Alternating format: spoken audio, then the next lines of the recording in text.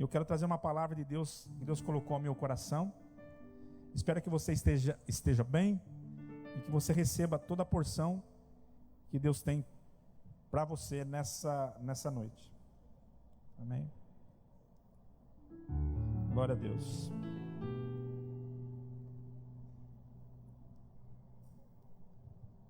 Abra sua Bíblia comigo.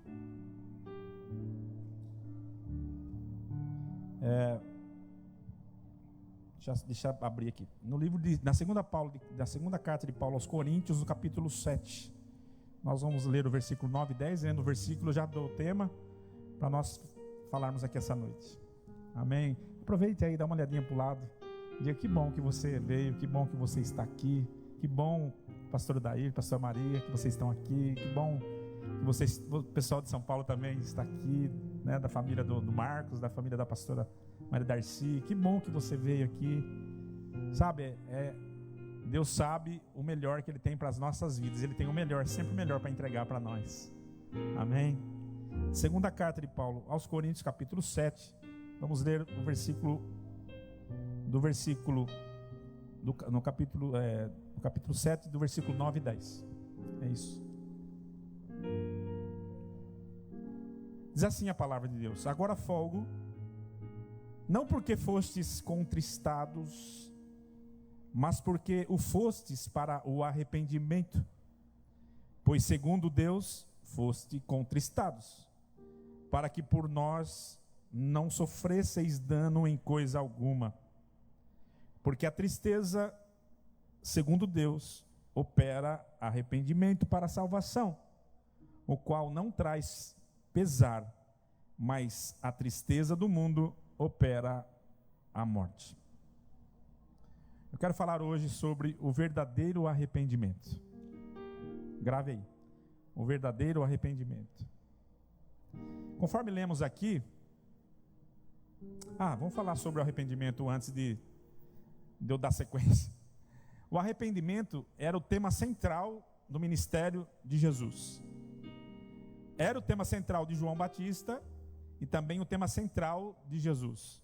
Jesus, ele quando se manifestou e quando começou a pregar, a primeira mensagem dele era a mesma mensagem de João Batista: arrependei-vos, porque é chegado o reino de Deus. A importância de falar sobre esse assunto, sobre o verdadeiro arrependimento segundo Deus, que opera a vida, que opera a salvação. Então, lendo aqui esse texto que nós acabamos de ler, existem dois tipos de arrependimento. Se nós prestarmos atenção aqui, existem dois tipos de tristeza: a tristeza segundo Deus e a tristeza segundo o mundo. Vamos entender isso. A tristeza do mundo, segundo a palavra, ela opera a morte. Não é incomum nos dias de hoje vermos pessoas tirando a própria vida, inclusive histórias até de pastores, de líderes que caíram em um processo de tristeza profunda, entraram num processo de depressão e acabaram se suicidando ou tirando a própria vida. A tristeza que opera no mundo, ela é um buraco que não tem saída. E a pessoa que entra geralmente nesse buraco, só uma graça de Deus para tirá-la. A gente costuma dizer, é um buraco profundo. Quantas pessoas hoje que não veem mais sentido na vida? Entrou uma tristeza profunda dentro dela e ela só pensa em morte, ou só pensa em querer tirar a própria vida. Eu conheço histórias de pessoas que às vezes, você conversando com ela, você jamais imaginaria que ela tinha esses sentimentos. E a Bíblia trata isso como uma tristeza, que é uma tristeza segundo a tristeza do mundo. Existe essa tristeza. Mas fala também de uma outra tristeza. Essa outra tristeza, segundo a palavra, ela opera arrependimento para a salvação.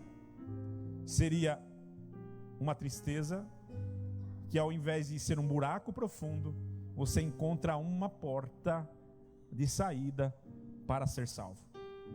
E eu quero falar desse tipo de arrependimento também, é claro, para você entender a diferença entre uma e outra. É muito importante classificarmos a diferença para trazer luz ao conhecimento da palavra de Deus, para sermos ensinados da maneira correta, conforme a Bíblia nos ensina. Como eu disse, o tema central da mensagem de João Batista e também de Jesus era sobre esse arrependimento. Segundo o dicionário, arrependimento, ele diz a respeito da mudança de ideia, da mudança de comportamento, da mudança de direção e da mudança de plano. Arrependimento tem a ver com essas mudanças.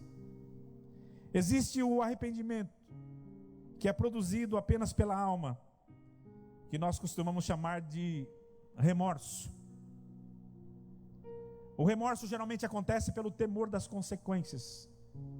A pessoa não está arrependida do ato em si, mas ela está com medo das suas consequências. Esse também é um arrependimento segundo o mundo. Pode ver a pessoa, a maioria das pessoas que estão hoje atrás de uma grade, se você for conversar com ela, ela não está arrependida do ato em si, mas ela está arrependida das consequências que aquele ato em si a fez. Também é uma tristeza do mundo. Geralmente o remorso vem por decisões impensadas, impulsionadas pela emoção, pelo momento, pelas circunstâncias, que acabam levando a pessoa, muitas vezes, nem mesmo a se perdoar pelo ato em si. Geralmente esse arrependimento ele bate na vida da pessoa, porque a pessoa acaba fazendo algo que ela nem imaginaria que faria, mas por um momento, por uma fraqueza, por uma circunstância, ela acaba fazendo.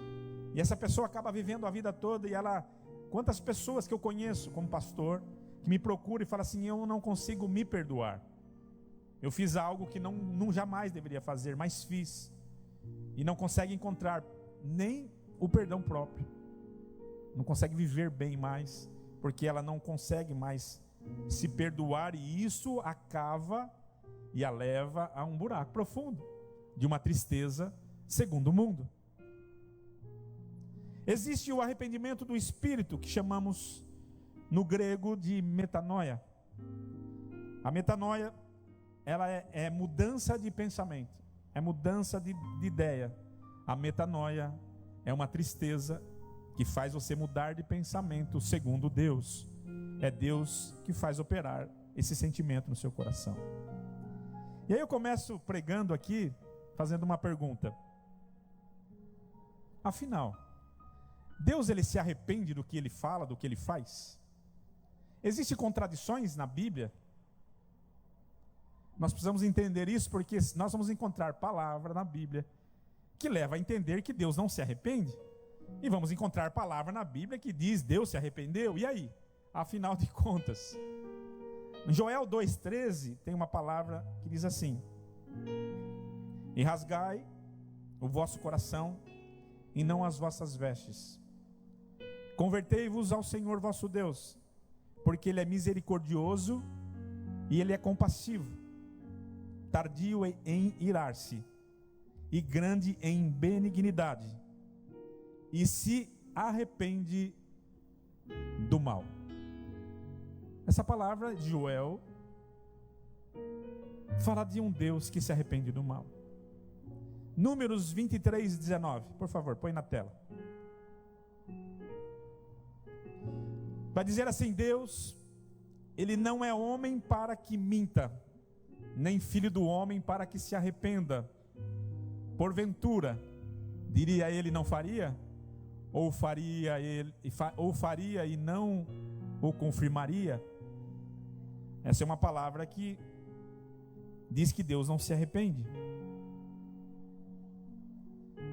A Bíblia vai dizer também que toda boa dádiva e todo dom perfeito vem do alto, descendo do Pai das luzes, em quem não há mudança e nem sombra de variação. Então, esses versículos, ele acaba gerando uma certa confusão e uma dificuldade de compreensão, que eu gostaria de trazer luz aqui essa noite, porque eu quero falar sobre o arrependimento nosso. A Bíblia diz que Deus não se arrepende do mal, outra palavra diz que Deus se arrepende do mal. Existe uma grande dificuldade do ser humano entender sobre essa questão, que divide pensamentos até dos próprios cristãos, onde uns defendem uma ideia, outros defendem outra ideia. Uns acham que já está determinado, outros acham que a gente pode movimentar essa determinação. Enfim, vamos entender primeiro a respeito do arrependimento de Deus, para depois nós trazermos luz à questão do arrependimento, do verdadeiro arrependimento que nós precisamos fazer. Amém? O arrependimento sobre o ponto de vista divino. Deus deu sua palavra e Ele não muda. Mas precisamos entender essa palavra deixada por Ele. Vamos analisar 2 textos. Não é estudo hoje aqui não, é para você compreender mesmo. Vamos analisar 2 textos para você compreender bem do que eu gostaria de trazer para os irmãos. 2 Crônicas, capítulo 7, versículo 13. Olha o que diz a palavra.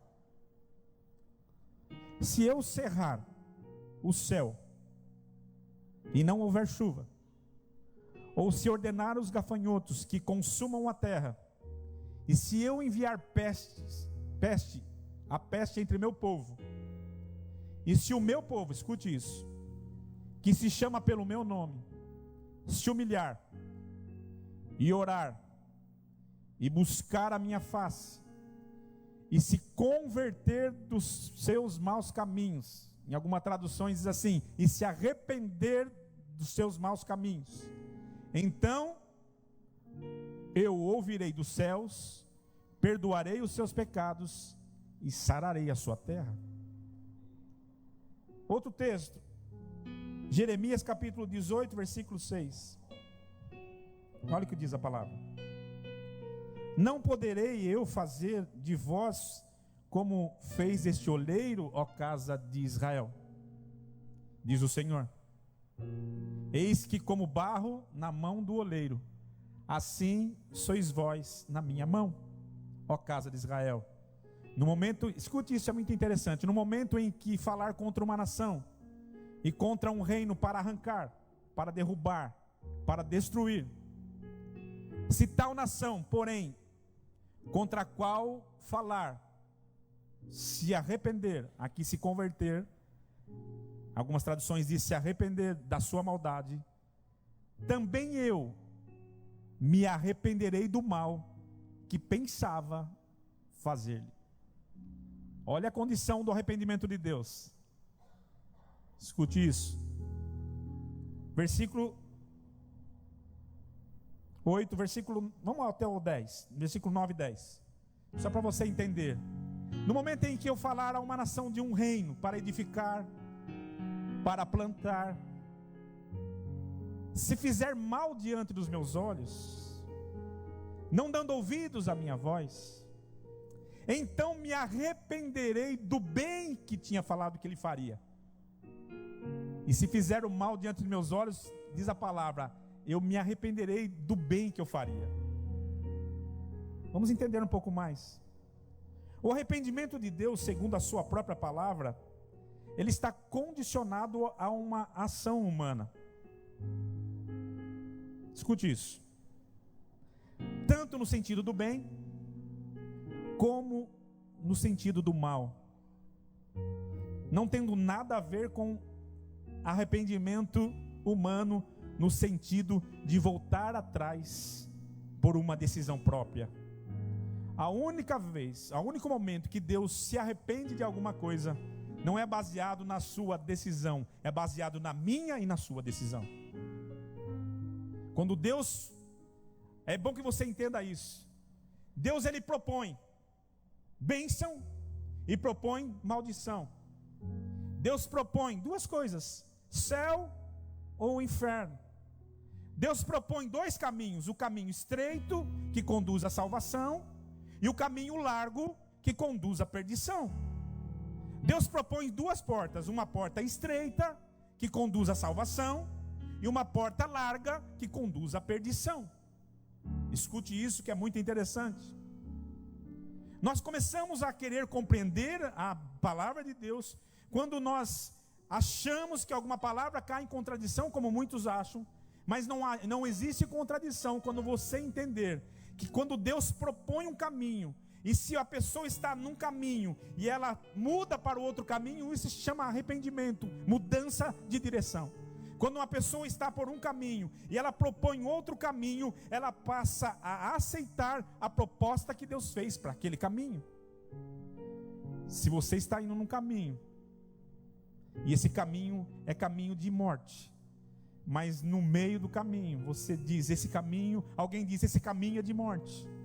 E você fala assim, se esse caminho é de morte, eu não vou mais por ele, o mal que você iria sofrer, Deus, Ele permite que você vá para o caminho da vida. É desse arrependimento que se trata. O arrependimento produzido por Deus para o nosso coração, para dar escape, que produz salvação. Só tem uma coisa capaz de mudar a decisão de Deus. Vou repetir, só tem uma coisa que pode mudar a decisão de Deus, a sentença de Deus: o verdadeiro arrependimento. Por que é tão necessária essa palavra? Porque muitos não conhecem a palavra de Deus sobre o que Deus propõe para a sua vida. E cabe a nós, líderes, pastores, apresentar esse caminho para vocês. E o irmão que serve a Deus tem que entender isso. Só tem um jeito de mudar a sentença. Mas será que pode acontecer? Deus pode falar alguma coisa e mudar a sentença? Baseado no arrependimento, segundo a palavra, sim, Ele pode mudar. Na palavra divina Ele dá duas opções: vida ou morte, bênção ou maldição, céu ou inferno, caminho largo, caminho estreito, porta larga, porta estreita. O que vai nortear a decisão de Deus é o arrependimento. A bênção e a maldição está condicionada à maneira que decidimos viver nossas vidas. E como manual de orientação, temos em nossas mãos a palavra de Deus. A palavra de Deus foi dada a mim e a você como um manual de instrução e um manual de comportamento, um manual da vida. Você, dentro dessa palavra, você tem a sua decisão: caminhar segundo a vontade de Deus ou caminhar segundo a sua própria vontade, a vontade do seu coração, a vontade da sua alma. Deus, Ele propõe para que você caminhe com Ele uma vida de plena caminho de salvação. Deus propõe para você o caminho que você pode tomar. Vamos entender um pouquinho melhor sobre isso. A Bíblia fala de um profeta chamado Jonas. Jonas, ele foi dado a ele uma missão. Quantos conhecem a história de Jonas aqui? Levante a mão. A maioria acho que conhece a história de Jonas. Qual foi a missão de Jonas? Deus chega para Jonas e fala: Jonas, eu tenho uma missão para você. Você vai sair daqui, você vai para a cidade de Nínive e você vai pregar a palavra. Você vai dizer àquela nação que se eles não se converterem do mal que eles estão fazendo, porque Nínive era uma cidade de muito sangue, Nínive era uma cidade de muita promiscuidade, Nínive era uma cidade com muito, e o pecado daquele povo subiu às narinas de Deus. E Deus dá uma ordem para Jonas: Jonas, levanta e vai à grande cidade de Nínive e clama contra ela, porque a sua malícia subiu até a minha presença. Aí, essa era a ordem. Aí eu pergunto, por que Jonas decidiu desobedecer uma ordem divina? Por que você acha que Jonas simplesmente levantou para fugir da presença do Senhor para um outro lugar que não era o lugar que Deus mandou ele ir? Alguém às vezes fala assim: por que Jonas... Eu vou te contar algo que você talvez vai te surpreender. Sabe por que Jonas fugiu da presença de Deus? Porque Jonas sabia que se ele fosse pregar para os ninivitas, está escrito na Bíblia isso, talvez eles se converteriam e se arrependessem, e Deus poderia mudar a sentença deles. Na verdade, Jonas queria que os ninivitas se explodissem. Olhe só. Jonas, conhecendo Deus, sabendo que Ele é misericordioso, e que se a palavra, irmãos, não tem sentido pregar o evangelho se tudo já está descrito, se tudo já está determinado. Não tem sentido eu estar aqui e você estar aqui ouvindo a palavra de Deus, se Deus é esse ser que Ele já determinou quem vai, quem não vai, escolheu você, acabou, e aquele não escolhi. Não tem sentido isso. Jesus não veio a esse mundo para uma elite. Jesus não veio a esse mundo para buscar alguns. É triste ouvir isso, porque tem uma igreja que acha que Deus veio buscar uma elitezinha que já está tudo arrumado.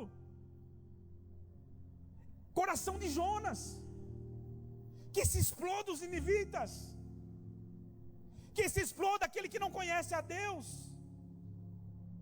A mensagem: arrependam-se. Mas por que Deus vai mandar se arrepender se Ele está determinado que vai morrer? Então não precisa pregar.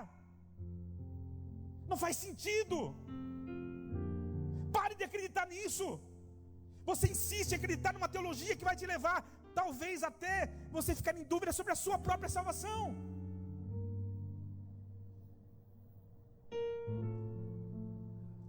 O arrependimento existe. Deus fala: vai lá. Só que Jonas conhecia: se eu vou lá pregar e vai que o povo se arrepende, aí eles não morrem. Essa era a decisão de Jonas. Olha só. Jonas sabia que poderia haver a possibilidade do povo se arrepender e Deus mudar a sentença. Abre aí Jonas capítulo 4, versículo 2. Olha só a resposta aqui de... E orou ao Senhor e disse... Escute isso, fique comigo, por favor. Ah, Senhor, disse... E disse: ah, Senhor, não foi esta a minha palavra, estando ainda na minha terra? Porque isto é que preveni, fugindo para Tarsis, pois sabia que és Deus compassivo e misericordioso, longânimo e grande em benignidade, e que se arrepende do mal. Essa era a preocupação dele. Eu sabia. Sabe por que ele sabia? Porque ele acabou em duras penas, ele acabou indo para Tarsis. Os irmãos sabem como foi a viagem dele. A viagem dele não foi de navio. A viagem dele foi na boca de um peixe. Jonas passou 3 dias e 3 noites na barriga de um peixe. Jonas ficou viajando pelo mar sem saber onde ia parar. Sabe por que Deus, escute isso, sabe por que Deus vomitou Jonas nas praias de Nínive? Sabe por quê? Porque Jonas, nesses 3 dias que ele ficou lá no ventre do peixe, aconteceu algo em Jonas. Ele se arrependeu. Jonas não era para sair vivo dali, mas o arrependimento de Jonas fez Deus vomitá-lo para o seu propósito, que era anunciar a palavra para Tarsis, para Nínive. Jonas chega em Nínive. Vamos lá, vamos pregar. Ninguém vai ouvir, mas vamos pregar. Escuta, povo de Nínive, Deus tem uma sentença para vocês. Vocês estão fugindo e começa a pregar e começa a falar da palavra. Isso é lá atrás, viu? O 4 já está no final, porque aqui já está contando a história. Ele começa a anuncia. Lê a história para você ver que lindo que é. Sabe o que acontece? O rei proclama um jejum naquele país, manda o povo se vestir de saco e proclama um arrependimento a toda a nação, e todos eles caem em pranto perante Deus. O que acontece, irmão, quando você cai em pranto perante Deus, quando de verdade você quer mudar a sua vida? Deus se arrepende de ter falado que ia fazer com você, e Deus muda a tua sentença. Deus poupou a cidade de Nínive. Poupou a cidade de Nínive. Sabe o que aconteceu? Jonas, todo chateado, faz essa oração: ah, Deus, eu sabia que isso ia acontecer, por isso que eu fugi para Tarsis. Vamos lá. Qual foi o primeiro pecado de Jonas?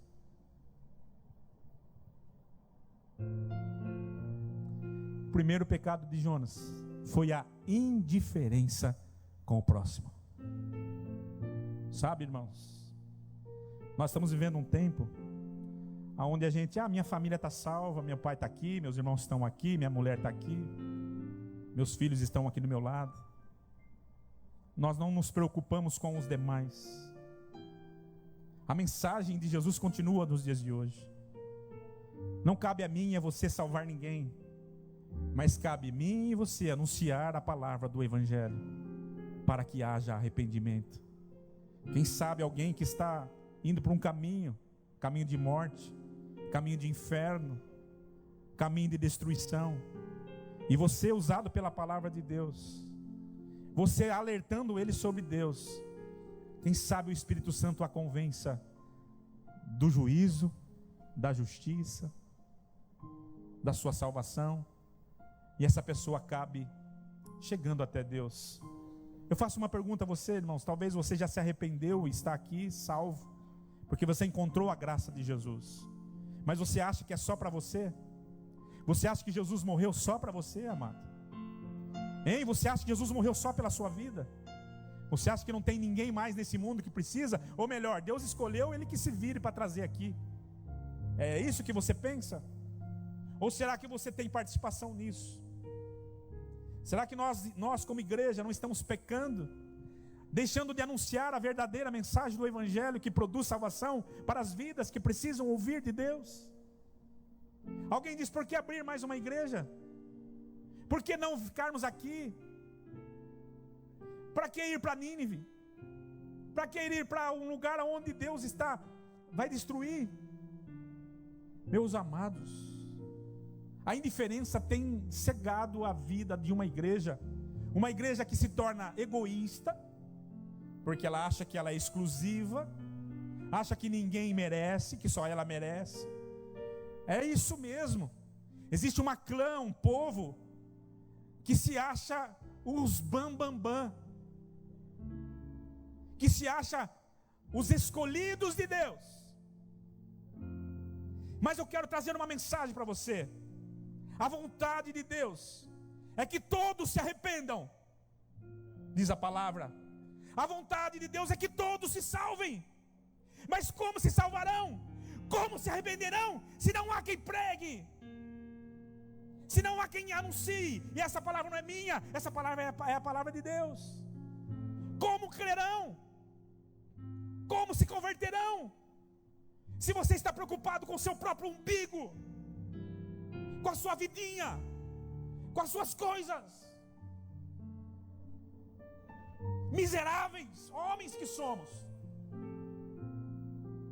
precisamos nos arrepender, sensibilizarmos que muitas pessoas estão indo para o inferno, sensibilizarmos que muitas pessoas estão indo a caminho largo para o inferno, e a igreja que teria que ser a porta de entrada da salvação, o que ela é?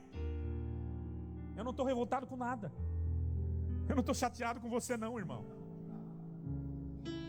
Eu só estou triste com a igreja que vive um evangelho tão medíocre, tão pequeno, que não estão preocupados nem aí com vidas que estão caminhando passos largos para o inferno. Quem você conhece que você sabe que nesse momento está caminhando passos largos para o inferno? Quando morre um justo, como foi o caso essa semana que aconteceu com a minha família, a gente se alegra, porque o céu recebe uma guerreira, uma mulher de Deus. Mas quantos nesse mesmo dia perderam as suas vidas e não foram recepcionados por anjos? Foram recepcionados por guardiões da morte que as conduziram diretamente para o Hades, para o inferno. Um lugar de sofrimento, um lugar de choro e ranger de dentes. É disso que se trata. Deus, Ele manda Jesus na terra, não para salvar só você não, bonitão. Ele quer salvar a todos. E nesse arsenal cabe prostituta, cabe ladrão, cabe qualquer coisa. Que se arrependam. Mas nós somos o quê? Somos Jonas, indiferentes. Para mim tanto faz. É ele, a vida dele mesmo, não é minha. Mas se você começar a insistir em fazer como Jonas, o pecado da indiferença também vai levar você a fazer umas certas viagens. Porque o caminho da desobediência, ele é um caminho que você pode chegar no seu propósito, mas vai ser um caminho mais dolorido para você chegar no seu propósito. Até quando você vai ficar sofrendo? Até quando você vai ficar lutando contra a força de Deus na sua vida? Deus te chamou sim. Deus tem um propósito para você. Você já foi chamado como líder, você já foi chamado como pastor, você já tem um chamado, mas você abandonou tudo isso. Por quê? Porque você está preocupado com a sua vida. Manda a tua mão direita comigo, vamos quebrar esse gelo, pelo amor de Deus. Não olhe para mim com cara de tristeza, irmão. Porque a tristeza segundo Deus produz vida, mas a tristeza segundo o homem produz morte. Então eu espero que essa tristeza seja produzida por Deus no seu coração, que te levante, te desperte, para você sair anunciando o Evangelho. Mas eu não sei se vai se converter, eu não sei se vai se arrepender. Essa obra não é sua, meu irmão, essa obra é do Espírito Santo, é Ele que vai fazer, é Ele que vai tratar. A minha obrigação é sua, pregue o Evangelho em tempo, em fora de tempo, de noite, de dia, seja a oportunidade que te vier, faça, está no seu trabalho, faça, lá na tua escola, faça, aonde você estiver, no ponto de ônibus, dentro do metrô, sei lá, dentro, quem mora em São Paulo, dentro, meu irmão, você mora aqui dentro da charrete, faça qualquer coisa, mas anuncie o Evangelho. Amém, bata palmas ao Senhor.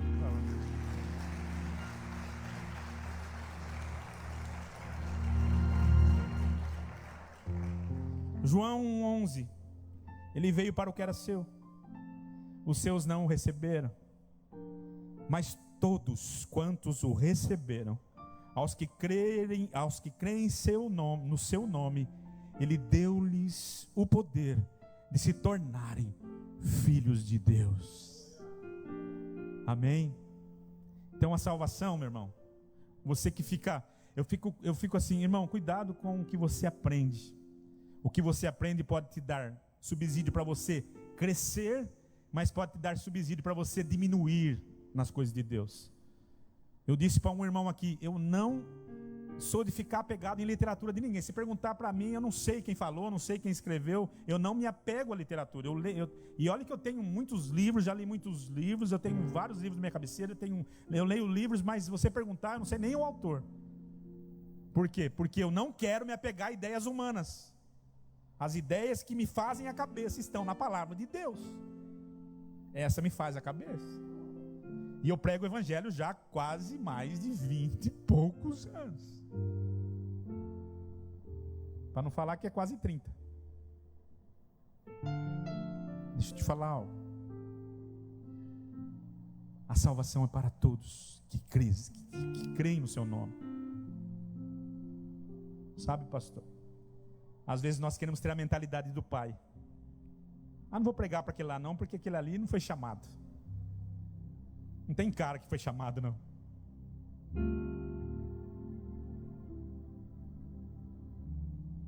Uma pergunta bíblica: como crerão se não há quem pregue?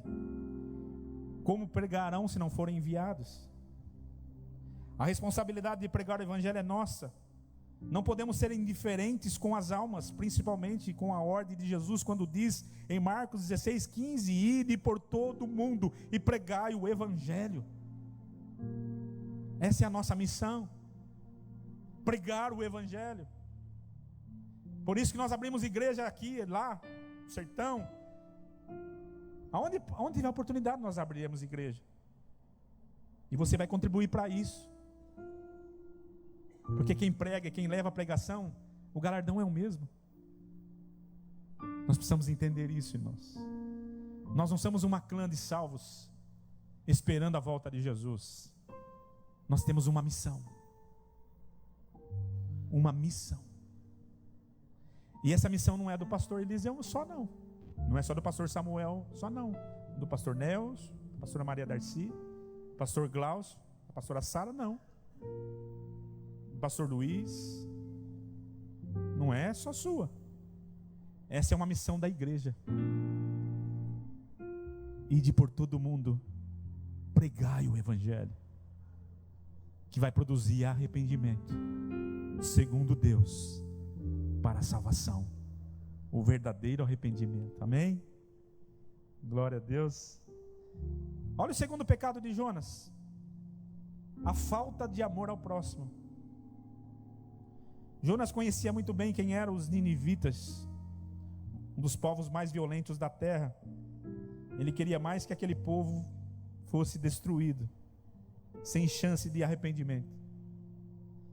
Mesmo passando por tantas provações pela sua desobediência, escute isso, Jonas ainda mantinha chateado com Deus por ter poupado aquela cidade, tudo por causa da sua falta de amor e de misericórdia.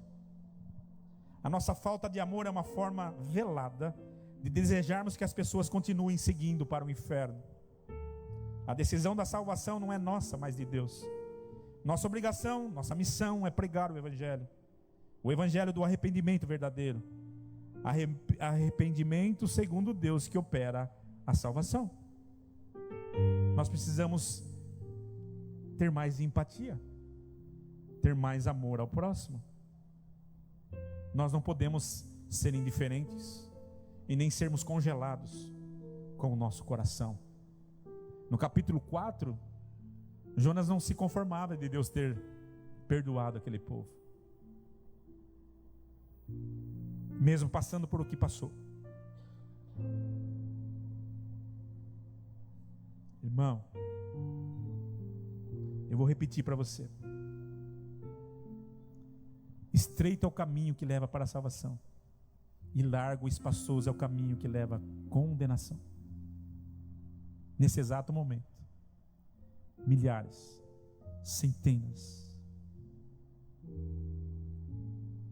muitas pessoas estão caminhando para o inferno. Para o inferno. E sabe o que nós estamos fazendo? Nada. Nada. Pastor, mas o que eu posso fazer? O Senhor te chamou e te deu essa missão. Sabe, eu não sei quantas pessoas nós estamos reunidos aqui hoje, mas provavelmente é mais de 200 pessoas. Mas eu quero dizer algo para vocês. Se cada um de nós conseguisse trazer uma alma para estar aqui nessa casa, essa casa estaria cheia, e mais cheia, e mais cheia, e nós ampliaríamos o lugar, e nós alcançaríamos a nossa cidade vizinha, e nós chegaríamos a outra. Qual que é o sonho de São Paulo? Eu vejo São Paulo como um porto, onde nós vamos ancorar, e dali nós vamos espalhar a palavra. Está no meu coração, irmãos. Nós precisamos acordar para isso. Igreja não é para ganhar dinheiro, igreja não é para construir prédio, igreja não é para fazer patrimônio, igreja não é para ter televisão, para ter rádio, para ter sucesso, para ter poder. Igreja não é para ter cinema. Se tiver, mas não é o objetivo da igreja, não é o objetivo de Jesus. Jesus, ele salvou a igreja para que a igreja seja uma porta de entrada para a salvação, através da palavra do verdadeiro arrependimento. E quando você leva a palavra, e se uma alma, diz a palavra, se uma alma se arrepende, no céu faz uma tremenda festa. Aleluia. Uma alma, lá no céu acontece uma tremenda festa, porque essa é a vontade de Deus, que todos se salvem, que todos se arrependam, que todos vão ao conhecimento. Amém? Mas você precisa ter amor ao próximo. O terceiro pecado de Jonas, ele escolheu o caminho mais longo, o caminho da desobediência. O caminho mais longo é o caminho das nossas próprias decisões e escolhas, geralmente em decisão contrária à de Deus. Caminho de sofrimento, de angústias, de dores, muitas vezes caminho sem volta e de morte. A Bíblia diz que orou Jonas ao Senhor, seu Deus, lá das entranhas do peixe. Ele disse no capítulo 2, versículo 1 e 2, se você quiser colocar para os irmãos acompanhar, diz assim: na minha angústia clamei ao Senhor, e Ele respondeu. Do ventre, ele fala aqui do ventre do inferno, do ventre da sepultura, do ventre do Seol eu gritei. E lá do ventre do inferno, do ventre da sepultura, sabe o que aconteceu? Ele ouviu a minha voz.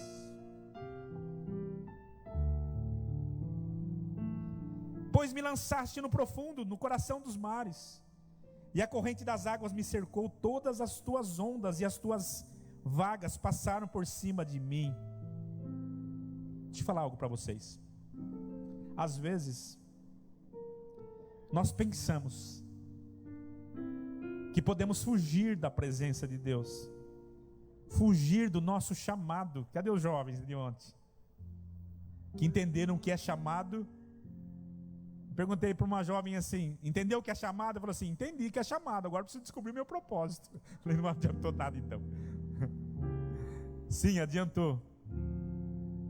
Mas a gente às vezes procura fugir do chamado que Deus tem para nós.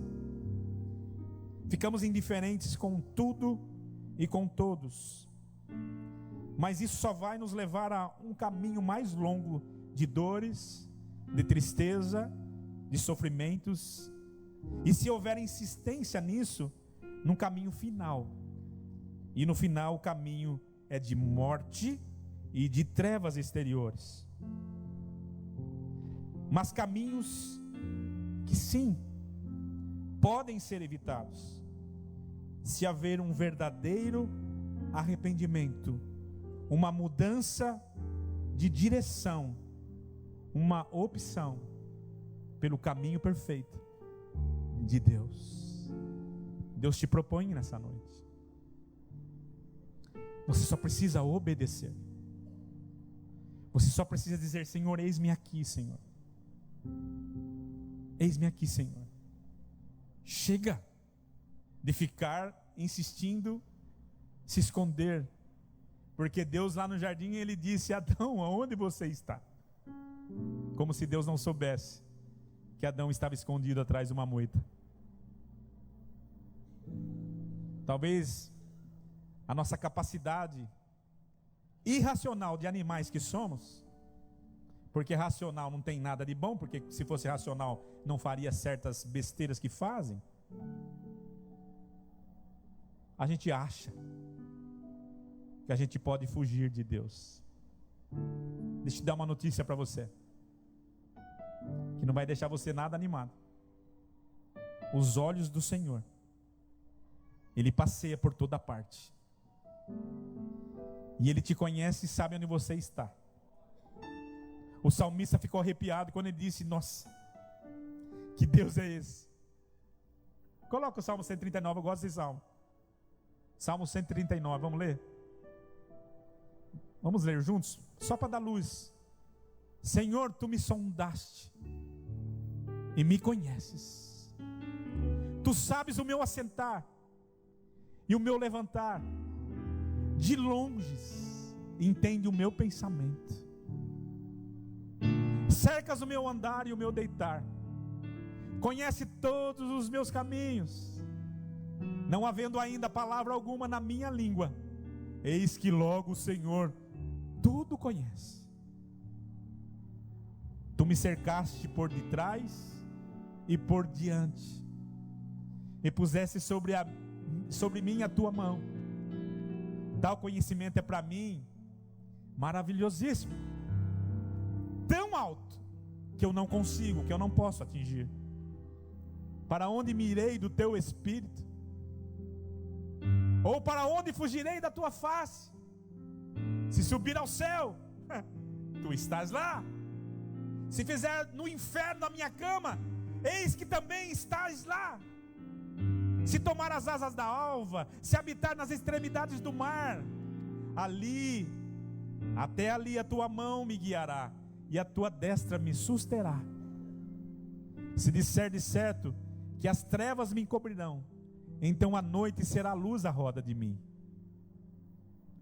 Nem ainda as trevas me encobrem de ti, mas a noite resplandece como o dia, porque as trevas e a luz são para ti a mesma coisa. Pois possuíste as minhas entranhas, cobriste-me no ventre da minha mãe. Eu te louvarei, porque de um modo assombroso e tão maravilhoso fui feito. Maravilhosas são as tuas obras, e a minha alma sabe muito bem. Os meus ossos não te foram encobertos quando no oculto fui feito, e quando fui formado nas profundezas da terra. Os teus olhos viram o meu corpo ainda informe, e no teu livro todas essas coisas foram escritas, as quais em continuação foram formadas, quando nem ainda uma delas havia. Vamos resumir tudo isso aqui. O que o salmista está dizendo: não dá para fugir de Deus. E quando ele reconhece isso, coloca os 2 últimos versículos desse salmo. Aí nasce esse louvor. Você lembra dele, Ed? Sonda-me, ó Deus. Esse é um outro, Ed. Eu conheço o outro. Conhece o meu Esse é coração. bonito também, mas eu estava pensando em outro. Mas esse também é lindo. Prova-me os pensamentos. Nasceu esse hino aí, ó. Vê se há em mim algo caminho mal, e guia-me pelo caminho eterno. Deixa eu falar com você, nós estamos terminando a mensagem. Sabe o que Deus está falando aqui, pastorzão Marcelo? Renda-se. Arrependa-se. Quando o salmista chega no final do salmo, ele está totalmente arrependido. E ele começa a cantar: sonda-me, ó Deus, conhece o meu coração. Prova-me, Senhor, conhece o meu pensamento, vê se há em mim algum caminho mau. O Senhor conhece a minha vida, o Senhor conhece a minha história, o Senhor sabe quem eu sou. Olha para dentro de mim. Eu posso enganar a minha esposa pode me enganar, posso enganar meu filho, posso enganar meu pai, posso enganar minha mãe, posso enganar qualquer um, mas não dá para enganar o Senhor. Então o que o Senhor faz? Guia-me pelo caminho eterno, pelo caminho do verdadeiro arrependimento. Então essa noite, meu irmão, a palavra é essa, tá? Simples e objetiva. Você está aqui, caminhando em passos largos para uma direção que não é a direção de Deus. E Deus me usa nessa noite para falar assim: ei, chamando a sua atenção. A direção que você está tomando não é a correta. A palavra de Deus diz assim: Deus está vendo tudo, Ele conhece o teu coração, Ele conhece a tua vida. E aí o Espírito Santo vem no teu ouvido e fala assim: é isso mesmo, essa é uma palavra de verdade, tá? Muda hoje. Aí ele vai te convencendo.